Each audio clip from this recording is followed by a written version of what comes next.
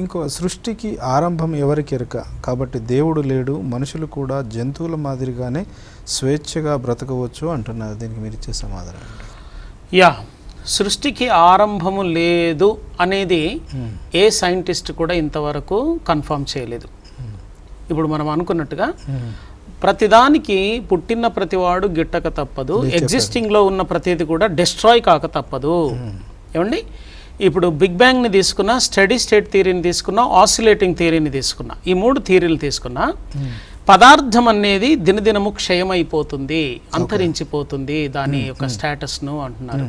అలాగే సూర్యుని గురించే ఫర్ ఎగ్జాంపుల్, సూర్యుడు హైడ్రోజన్ అనే పదార్థం మండుతూ హీలియం అనే పదార్థంగా మారుతుంది అని సైంటిస్టులు చెప్తున్నారు. బూడిద, హీలియం అంటే బూడిద, హైడ్రోజన్ బర్న్ అయిపోయిన తర్వాత బూడిద అవుతుంది. ఈ హైడ్రోజన్ బర్న్ కావడం లేక హీలియం అనేది తయారు కావడం ఎంతవరకు వచ్చిందంటే 75% సూర్యునిలో జరిగిపోయింది అని చెప్పేశారు. అంటే ఇంకా 25% సూర్యుని లోపల హైడ్రోజన్ అనే పదార్థం ఉంది. అంటే దీంతో మనకి ఏమర్థం అవుతుంది? సైన్స్ చెప్పిందే చెప్తున్నాను నేను. దీంతో మనకి ఏమర్థం అవుతుంది?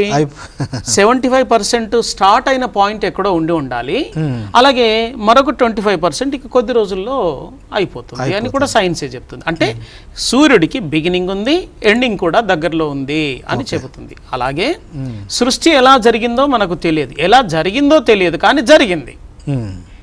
జరిగిందని ఎలా చెప్పగలుగుతాను? బికాజ్ ఇట్ ఈస్ ఎగ్జిస్టింగ్, ఉనికిలో ఉంది కనుక ఉందండి సృష్టి. కానీ అప్పుడు ఎలా జరిగిందో మనకు తెలియదు. ఎలా జరిగిందో సైన్స్ చెప్పదు, ఏ సైన్స్ కూడా చెప్పదు. ఎందుకంటే సైన్స్లోనే 3 డిఫరెంట్ థియరీస్ ఉన్నాయి: big bang, steady state, oscillating theory. So ఈ 3 ఒకదానికొకటి విభేదిస్తున్నాయి. బిగ్ బ్యాంగ్ ఏమో పదార్థం అంతా డస్ట్ అంతలాగా ఉండింది ఈ ఎగ్జిస్టెన్స్లో, ఆ తేమ ఉండింది, ఈ తేమ డస్ట్ కలిసి దగ్గరికి కుంచుకొచ్చాయి. ఇలాగున కుంచుకొస్తుంటే బెలూన్ను మనం దగ్గరికి నొక్కుతుంటే ఏమవుతుంది? పగిలిపోతుంది. అలాగే ఈ ఒత్తిడి శక్తి కంప్రెసర్ ఎక్కువ అవుతున్న కొద్దీ ఇక తట్టుకోలేని స్థితిలో పేలుడు సంభవించింది అనేది బిగ్ బ్యాంగ్ థియరీ చెప్తుంది. ఒకవేళ పేలుడు ఏదైనా సంభవిస్తే దాంట్లో నుంచి మంచి రావడానికి అయితే అవకాశం లేదు. Yes, you're right. ఇది మంచి ఇంత క్రమంగా ఇంత సిస్టమేటిక్ గా ఎందుకు ఉంది అనేది వస్తుంది ప్రశ్న. ఏమండి, మీ ఇంట్లో ఉన్న మట్టి గడ్డను తీసి అలా బయట పడవేస్తే అన్ని కూడా చక్కగా గ్రహాలలాగా గుండ్రటి బాల్స్ లాగా తయారై వాటంతా అవి ఇట్లా తిరుగుతూ ఒకదానికొకటి సేమ్ ఆర్బిట్ లో తిరుగుతూ అలా తిరుగుతూ ఉంటాయా, లేకపోతే అడ్డదిడ్డంగా ఉండిపోతాయా? సో మనకు కామన్ సెన్స్ అది. ఇంటి ముందట ఒక మట్టి ముద్దను తీసుకొచ్చి అలా బయట పడవేస్తేనే అంత అడ్డదిడ్డంగా ఉంది.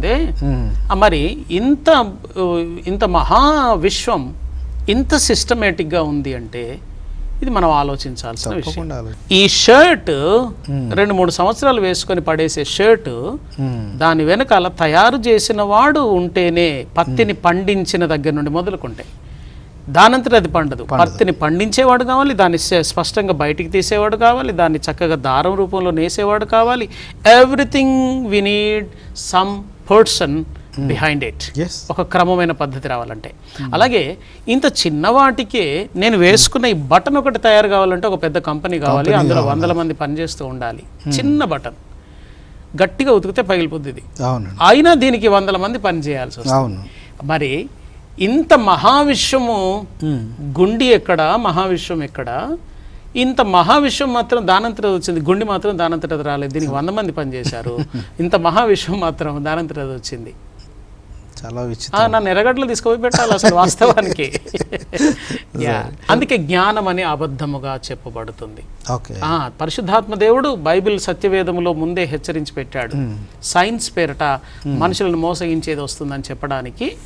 సైన్స్ మోసం కాదు, మళ్ళీ నిరూపించబడిన సైన్స్ను ప్రతి ఆస్తికుడు అంగీకరిస్తాడు, నమ్ముతాడు, దాన్ని ఫాలో అవుతాడు. అంతవరకు ఆస్తికత్వంలో తనకి ఏదైనా రాంగ్ ఒపీనియన్ ఉంటే సైన్స్ కనుక దాన్ని నిరూపించి ముందుకు తీసుకొస్తే ఆయన దాన్ని యాక్సెప్ట్ చేసి ఫాలో అవడానికి ఇష్టపడతాడు. కానీ నేను అడుగుతున్నాను, నాస్తికుడు ఇన్ని రుజువులు చూపిన తర్వాత, మరి దేవుని గురించి చూపిన తర్వాత నీ నాస్తికత్వ సిద్ధాంతాన్ని వదులుకొని ఎస్ ఆ దేవుడు ఎవరో నాకు తెలియదు కానీ ఎవరో ఒక శక్తి అయితే ఉన్నారండి అని కనీసం అట్లా మార్చుకోవడానికి ఇష్టంగా ఉన్నావా నీవు? లేకపోతే తాబట్టి నాకు ఉందేటికి 3 కాళ్ళు అన్న సిద్ధాంతంతోనే కొనసాగుతావా? నేను పట్టుకున్నాను కాబట్టి దానికి 3 అండి, 3 అండి. అంతే. సో నాస్తిక మిత్రులకు నా రిక్వెస్ట్, మీరు పట్టిన కుందేటికి 3 కాళ్ళు కాదు. ఆస్తికుడు ఎప్పుడు కూడా సైన్స్లో జరుగుతున్న ప్రగతిని స్వీకరిస్తాడు, సంతోషంతో స్వీకరిస్తాడు, అది కూడా దేవుడే జరిగించాడని నమ్ముతాడు, ఆ సైన్స్ను వెంబడిస్తాడు, అంగీకరిస్తాడు, ఫాలో వస్తాడు. The religion never gone against the science, but it has been going parallel to the science. కానీ నాస్తికత్వం సైన్స్కు ప్యారలల్గా వెళ్ళట్లేదు. సైన్స్ అనే దాని చాటున బ్రతుకుతుంది నాస్తికత్వం.